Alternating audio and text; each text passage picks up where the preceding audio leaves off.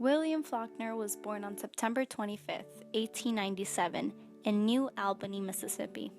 He was the first of 4 sons to be born to Murray and Malad Faulkner, and at the age of 5, they moved to Oxford, Mississippi.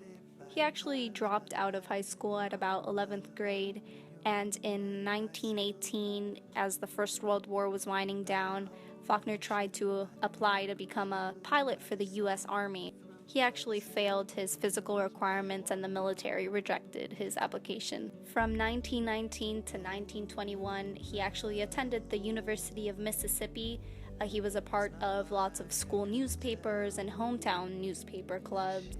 But sadly, once again, he dropped out of school. No, God! Lots of disapproving faces right here. Lots of disapproving faces. The Marble Faun was Faulkner's first collection of poems. These poems were written in pastoral style. The book sales were actually horrendous, and he realized that poetry was once again not his thing, just like education. Yeah.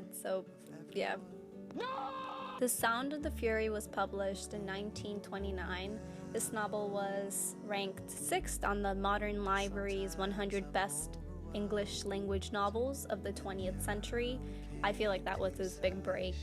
Some of his other great works include As I Lay Dying, Absalom, Absalom, and A Rose for Emily. He won 2 Putzler's Prizes for Fiction and the Nobel Prize in Literature, which we have a clip here. The 4th American to receive the Nobel Prize for Excellence in Literature, the highest honor a writer can hope for, personally presented to William Faulkner by King Gustav Adolf in Stockholm, Sweden.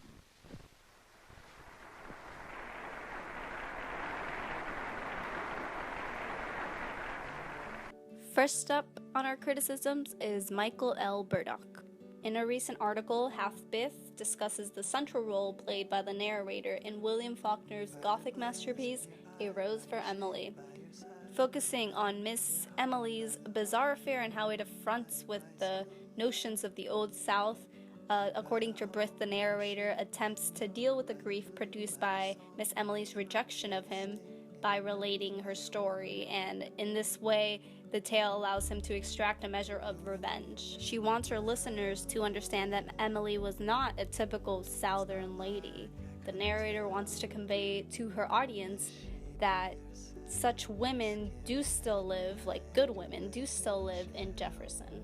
On the other hand, the speaker's sympathy for Emily, a woman lost in her own particularly lonely world, also prompts her to recall the tragic events that made up Emily's life, and as a woman, the tale allows her heart to go out, sympathize with poor little Emily. William V. Davis. He believes that Faulkner seemed to be saying that although Miss Emily resisted the passage of time and change and ultimately fixated her idea of time not going anywhere and that things always stay the same, Miss Emily's past and passages through and within time are inescapable. Her struggles against time are of no avail. Miss Emily is seen in the story first and last as she is seen in death.